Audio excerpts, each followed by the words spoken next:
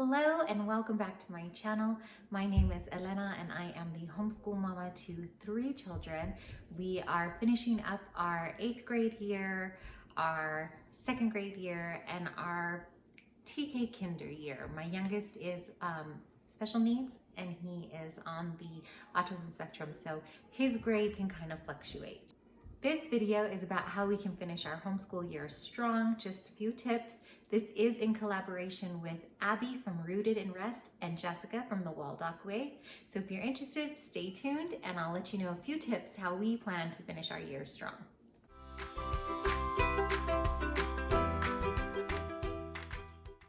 Jumping right in, how to finish our homeschool year strong. The first suggestion I have is to start a unit study. And I know at this time of year you can feel like you don't want to start anything new, I'm just trying to finish. But hear me out.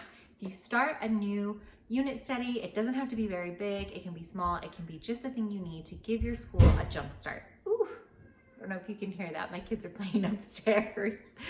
But start a unit study, especially at this time of year. A great unit study would be a garden study, or if you live near the beach or the coast, a beach or ocean study would be a fun way to rejuvenate your school and just be able to give life back into it and finish that year strong. Another tip I have is to create a special year-end project.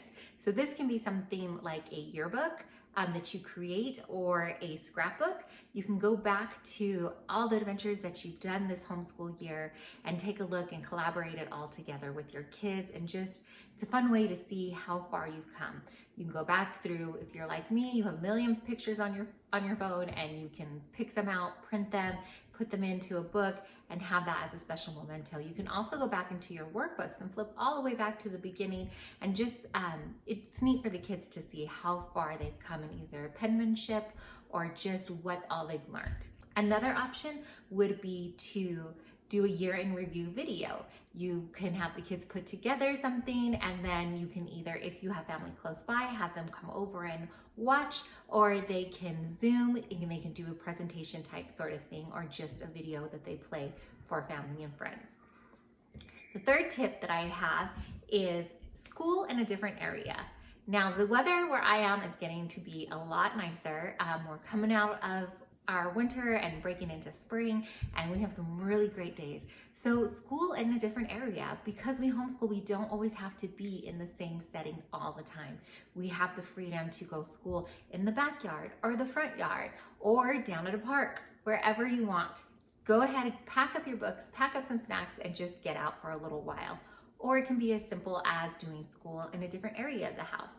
So if you typically do school in your schoolroom area, if you have a dedicated space, do school in the living room. Make it a special treat and let them do school in mom and dad's room. We had to do that the other day because I had a small injury, and it just added such an element of fun to the kids. They just thought it was great to be schooling inside mommy and daddy's room.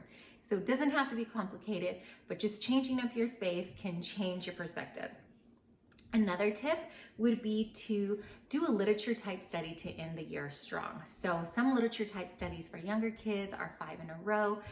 They already have things printed out. You can look up on Pinterest or any site like that and just kind of search a web engine for literature studies. Pick one book and just kind of dive in deep and see what you can pull from that book to create an entire small study from it.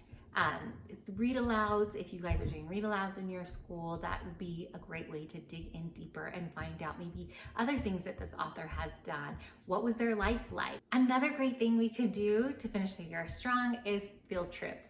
I know this time of year, public school has not quite gotten out yet, at least not where we are, so this would be a great time to go out and do the field trips before it gets a little too crowded.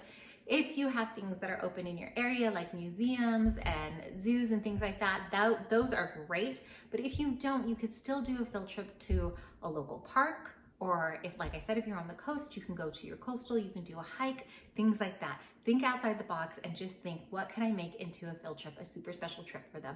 And you can maybe use it as incentive or just do it on a random day for them.